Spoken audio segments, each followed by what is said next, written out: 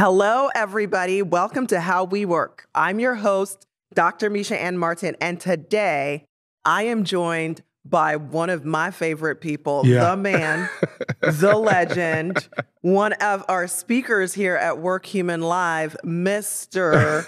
Kham Ward.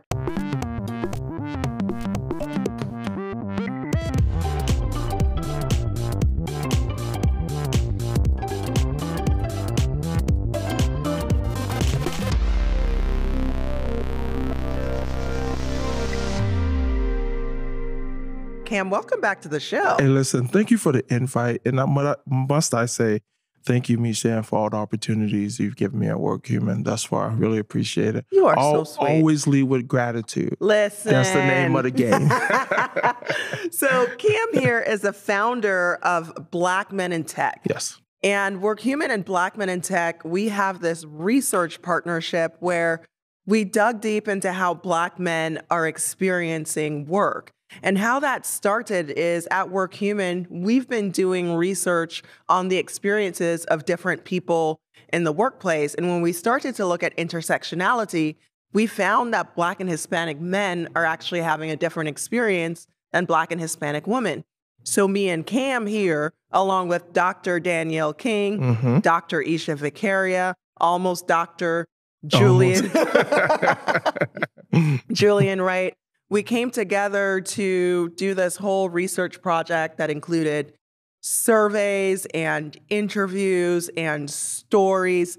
And we just came out of the session where we presented that data. Kham, are you feeling as good as I'm feeling about it? I have so much energy about it. We was in there an hour after our session ended, still talking to people that were eager about learning about our research. And these people were non-Black people, which made it really cool because that means everyone felt like they can be a part and saw themselves in the research and the action moving forward. And I think that's what we wanted to capture. You know what? We are not even that long out of this session, and you are not the first person who said that to me. Boom. Somebody, remember I was late for the last podcast that we recorded in here because somebody stopped me in the hallway and I was like, no, this is too important. Siobhan gonna have to wait. Love you, girl, but you're gonna have to wait. Right. And the woman said to me, you know, I was determined. She was a Black woman. She said, I was determined to attend this session. And I just knew it was just gonna be us in there. That's what she said. And she said, and then I got there and I looked around and I said, all these white people. And you gave them stuff to do. I said, and she said, and I think that they're gonna tell other people. So I am also so energized and excited by how many people showed up, who showed up. The fact that so many people wanted to talk to you, the man, Kham. And you know what's important about that too is another thing that we can highlight and discuss is that in this conversation, we gave them tangible things that they can do. We didn't sit there and just talk about all the negative and the bad, which is definitely should be highlighted. At the same time, we said, now here's the steps. And most of my conversation post conversation was about, now what can I do? That's right. What more can I do? So I think those tangible items that they can take away was like a hit. So for our listeners, we can recap some of that real quick. So focus on psychological safety so that people feel comfortable bringing themselves to work and so that we have less emotional trauma. We talked about incorporating financial wellness into your wellness strategy because what we found is that for this sample, the typical paycheck supports so many people beyond the nuclear family. And so when you're doing financial counseling, you know, incorporate community and not just individual. We talked about mentorship. You do not have to be Black to mentor a Black person or a Black man. You do not have to be Black to mentor a Black person or a Black man. We talked about talent assessment and making talent and accomplishments visible for different types of people. So a social feed from a recognition program really helps with that. All right, so that was your quick and dirty recap. But listen, we're going to talk about this research till the cows come home. So this is not the last time people have the opportunity to hear about what we found and what we're recommending. So I do want to give you space, though, to talk about your amazing organization, Black Men in Tech. So can you tell your listeners about Black Men in Tech? You had founded it already when we talked last year. So tell us about your organization, what it is, what it stands for, and how you have evolved in the past year since we last spoke to you. Yeah, so this is perfect. So Black Men in Tech is a full nonprofit that focuses on making tech accessible and inclusive for the Black men through providing technology for the next generation of tech leaders. So we focus on convening individuals.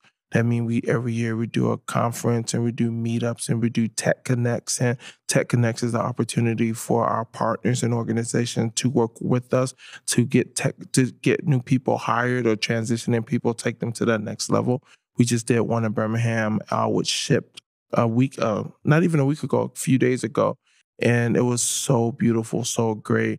The whole company showed up, and then we had an awesome time. 10 people applied to jobs at that company. We had 2 interns. So it was absolutely amazing. 40 individuals from around the country came together to Birmingham to have an experience like none other. We also connect people to jobs. To date, 155 people have been sourced and hired through our organization in the past 2.5 years. And then the last piece is our care component. Our care component focuses on making sure the next generation of tech leaders have the necessary tools to be successful. What that look like, K through 12 students having technology in their classroom so they can compete on the world stage. We also provide an opportunity for our collegiate students to be able to have book stipends to do well. Last year when we talked, we was budding about maybe 7,000 people in our community. I'm proud to share today we have over 11,000 people. Ooh, and that is not just in the U.S. either. Not in 27 countries. So that's an amazing feat because 2 years ago we had 8 individuals that was having a conversation, and the organicness and the need has been thus far. It showed in the space. And last thing I'll share is that we've opened in partnership with a few nonprofits in South Florida, a tech lab at Florida Memorial University, where we're optimizing resumes, LinkedIn, and we're also doing a cohort of students for boot camp starting this summer. So we're busy, but it's all good stuff for the community. Yeah, every time I look at Instagram, y'all doing something different. Right. I love Black Men in Tech so much, and you're doing so much, and you just said a lot about who Black Men in Tech is as an organization and what you all are doing. But one thing I didn't hear you mention was that conference that you do. So I'm going to talk about it because I went to your conference last year because that's where we started the research and the interviews, right? And, I arrived at the conference. I thought all was well in my life. And I didn't realize how much my soul needed that. You know what I'm saying? Yeah. So I step in and there's a marching band. Yeah. And I went to an HBCU, historically Black colleges and universities for our listeners. And I didn't realize how much I had been existing in white spaces. And so I step into this conference with all this Blackness and I was like, I just kind of exhaled. Yeah. So I think, you can't underestimate the importance of the community that you're creating for people. When most of our lives, we are existing in spaces that were not built and made for us. And you've created this amazing safe space. So thank you. I got so excited, Kham, that I made a mistake. I forgot to ask you to introduce yourself. Dagnammit. So Kham, would you please tell our listeners, who are you, the human? Who is Kham? So I'm Kham Ward, founder and CEO of Black Men in Tech. I'm also a diversity leader in the tech space, helping individuals solve some of the toughest problems, home-based in Fort Lauderdale, but really tapping into being a CEO this year as a part of Black Men in Tech and really focuses on the necessary needs of our community. I don't have the luxury of doing one thing, but I have the obligation to do everything for our community so that we can too thrive in an interconnected and diverse world. So I'm really excited to share with you. And Mishan, we roll till the wheels fall off. Yes, so, we do. it's always good to hang out with you and just talk what we always talk about. Thank you so much. So, we've been talking a lot about DEI efforts and how DEI positions are disproportionately impacted in these layoffs. Every time you talk, Kham, you say something that sticks with me. So I want to hear your take on where companies are falling short in their DEI efforts. I think, and this is my opinion alone, right? So It's not full science, but I think companies are falling short because they're not connecting diversity to the overall strategy of the company. Diversity should be embedded in everything they do and not just another thing. But you also should allow individuals to create a diversity journey by providing guardrails and letting people color within the lines. People are more likely to, be a part of or invest or really move to the next level if they feel like they had a hand in the planning. I think most often diversity leaders and diversity people come up with a plan because they just smear the space and tell people what to do. And usually in product and engineering, maybe that'll work. But with diversity, you're dealing with the hearts and minds of individuals. You have to bring them along the journey. So it's easier to cut whole departments around diversity when you don't understand it and know how to implement it. But if we took the time to really put a strategy in place that was inclusive of the individuals that you want to utilize the strategy, then there will create more buy-in and more people will be more likely to implement these things and implement it with so much energy, so much zeal because they know they had a hand in it. I think that is such a good point. I often say, oh, so you created this diversity strategy that was supposed to be for me, but you never asked me. Yep. Yep. So true. Where they do that at? Yeah. Everywhere. Everywhere. Right. Stop it. Right. Stop it. Exactly. I'm also personally passionate about people analytics' role in that space, right? Because I think so often organizations want to do something just to be saying that they're doing something because they know they should be doing something, but they're not targeting what really ails them. And so people analytics has a role in figuring out, okay, what ails your organization? Is it attraction, recruiting, experience, career mobility, all four? What is it, right? And so I think people analytics has a space in letting organizations know what their opportunities are, bringing to light the experiences of groups of people that are sometimes invisible to the organization, and then on the back end, holding ourselves accountable to say, to do what we say that we wanted to do, right? So did we hit it?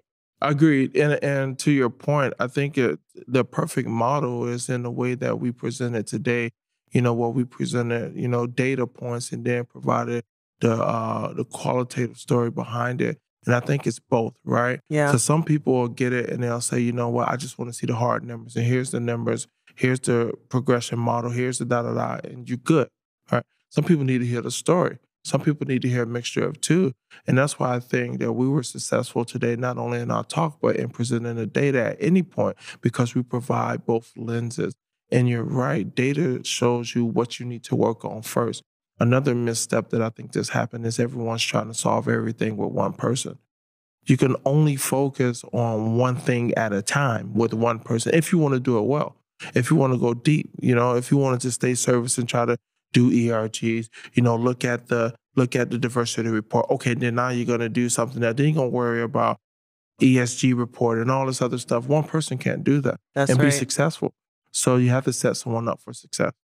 So one of the things that I say all the time as it relates to people analytics is that the mean hides a multitude of sins, right? So to contextualize that to this conversation, let's say you have an inclusion index in your survey, your company is 80% white, and then you look at the results of the inclusion index and you're like, oh, it's high. Yeah. And I'm like, oh, so the white people think you're inclusive. That's great. Right. So obviously we need to be looking at, different personas in the workplace, but there are visible identities and there are, things about an individual that make a person different that you wouldn't know unless they told you. Yep. So for example, when I presented yesterday on well-being, a lady came up to me and she said, thank you for that angle on financial well-being, because people see how much I make, but what they don't see is that I am financially responsible for my disabled brother. So do you have any advice around how we can make sure that we're capturing and addressing the needs of different types of people in the workplace, whether we can see their particular element of diversity or not? So I would say immediately, you think about a whole person, right? It's like if you're cooking, you got to have all the ingredients in order to make the meal. So for example, I'll give you a perfect example. We decided that we were going to do a cohort of students and fund their boot camp this summer. Great. Wonderful, right? You think you got all the pieces. Then you think about, okay, you want them to finish the boot camp. Okay, great. How can they commit to the boot camp when they have hourly wage jobs and they have to go to work? Mm-hmm. Okay, now we're solving for a person now. So what I would say immediately when you think about, how you're going to help someone, you got to think about all the facets that go into individuals. Individuals are very complex people. That's right. They have many different layers. Now, I won't put the burden on you to think of everything, but please consider a few things. Okay, I want you to finish this boot camp. I'm going to pay for it. Okay, you have an hourly job. How are you going to finish it? Oh, shoot, now I got to supplement your hourly wage because now you're going to miss work or whatever to commit to this, right? If we didn't think through all those things, we'd be like, we paid for it. They should just do it. But when we get the data that said they didn't finish it, we ask why. Oh, okay. Because you had to go to work, right? Mm-hmm. So for me, I said, consider all the ingredients of an individual as much as you can without, saying, oh, okay, you know everything. And then what you do is you learn from the rest. But you have to be a steward and a community partner and have what we talked about earlier, that pedagogy moments where you're okay with learning. Yes. The problem is people don't want to learn all the time. They want to think they know it all, and they have this savior complex that's going to allow them to feel good because I did this. Mm-hmm. But if I did it and only did it halfway, or if I did it and didn't do it the full way, you're only hurting the community even more. Yeah. So you have to go in there with the learner mentality and be able and be pleasantly surprised and also ready to activate when someone brings an angle that you hadn't necessarily thought about or discussed. Yeah, so I think that there are, two parts of this. There's who a person is, and then the other part is what they're going through. Yes. I think the organization is uniquely equipped to kind of design for who a person is because you can slice and dice the data by different things that are visible, or that people declare in order to see, okay, what are the special needs of this community? But then the part, what people are going through, that's relationship, right? And you get to that through conversation, through willing to be uncomfortable and hear uncomfortable things and being willing to do for the person. Totally agreed. Spot on. So a lot of the things we talked about today in our session were things that people didn't know about how Black people are experiencing work. So for our listeners, do you want to just share some of the things that you wish in general were known about how we, Black people, or even Black men in general, right, or specifically, experience work?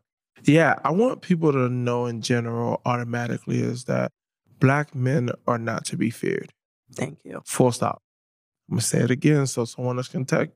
Black men should not be feared in the workplace. There's so much negative connotation around a Black man. And I was just telling someone outside that I can't change who I am when I walk into a space. And I can't change what people perceived of me. But if you let your perception keep us from having an authentic conversation and relationship, then that's where the issue lies, right? Second thing I would want you to know is that we're not all the same people. I was at a conference a couple of weeks ago, NFT. Now, I have no clue what NFT is for real. But I'm going to learn. But you were there. Okay. I'm going to learn. All right. And what I found, though, is that there were Black men that came to the table, in my bias, that I automatically thought was coming over because it said Black men in tech behind the thing. They actually came and asked me what a Web 3.10 was. And I was like, so you don't care about what I'm... I was like, no, we'll be back. We got to go find Web 3. So what I'm saying is, even though we are Black men, we are still very different people, so treat us as such, right? And the last thing I want individuals to know is that your willingness to try is your ability to ask the question, how can I help? I'll say it again. Your willingness to try is your ability to... A lot of times people go, well, I don't know what to say. I don't know what to do, so I don't. Personally, I think that's a cop-out. And that's the worst thing you can do. Right. I think that's a cop-out. Your willingness to try, meaning you may be a bit uncomfortable, it may be an awkward question, but you have to be willing to do. Willing to do is to put yourself out there and commit to the change you want to see in your community by being an example.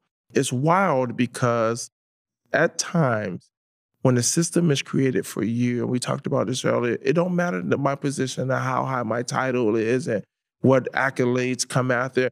If the system is not designed for me, then I have to come to you whose the system is designed to get permission to be who I am. Yeah. So there are a couple of things there that I just want to, expand on and ask our audience and challenge our audience to do.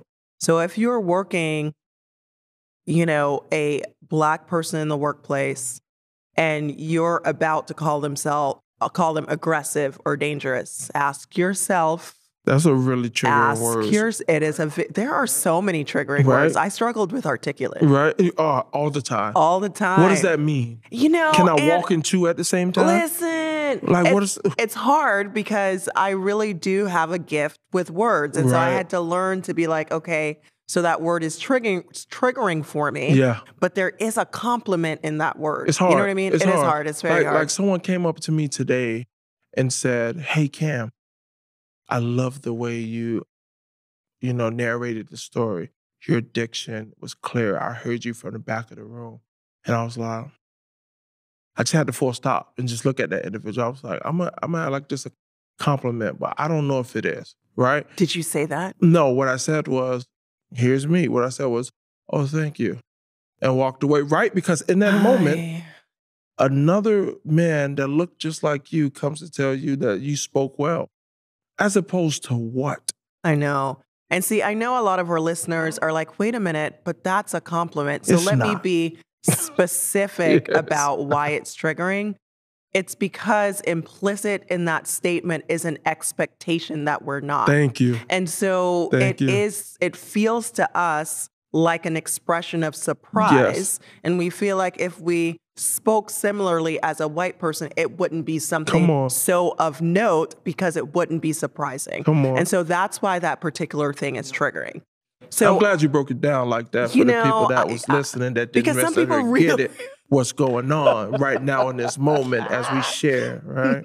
Yeah, because some people really struggle with understanding that, So I had to find a compliment in that for me because I do know that words are my strength. Now, listeners, what I want you to hear is there's no compliment in aggressive or dangerous, okay? So there's no compliment in that, and that's another trigger. And so when you find yourself thinking that, I want you to challenge yourself around why you're thinking of that about that individual. I'm going to go a little further. Think about some of the stereotypical words you used to describe certain people, like spicy for Latina, like just maybe don't do it. Okay? Why would you call somebody spicy? It's weird. Okay.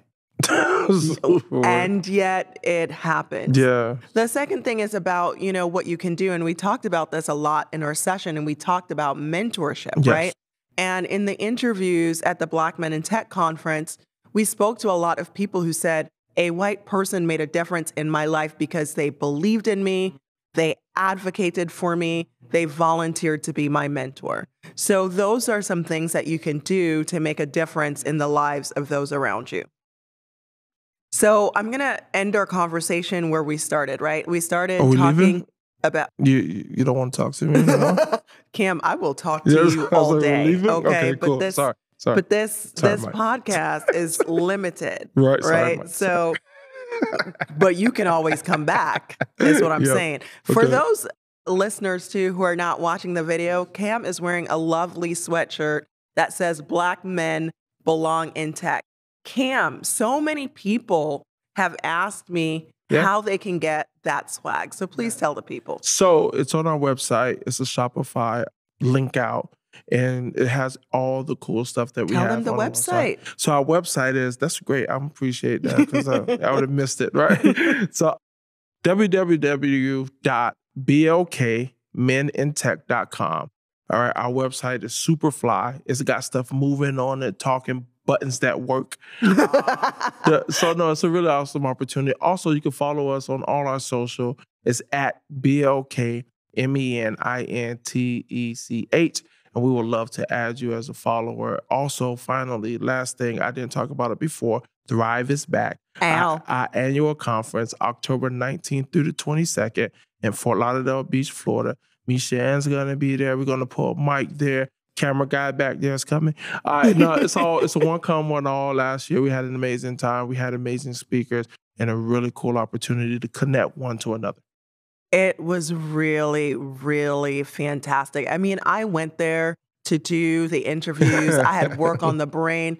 I didn't expect that y'all would have had me in the front row doing swag surfing. Oh my God, I was swag surfing, looking outside myself like, who are you? And why is this so much fun right now? Is it going to be in the same place? Yep, same place. The same hotel? Same hotel. Because people wanted to come back. Like our research and our data said, our data points, you will love this.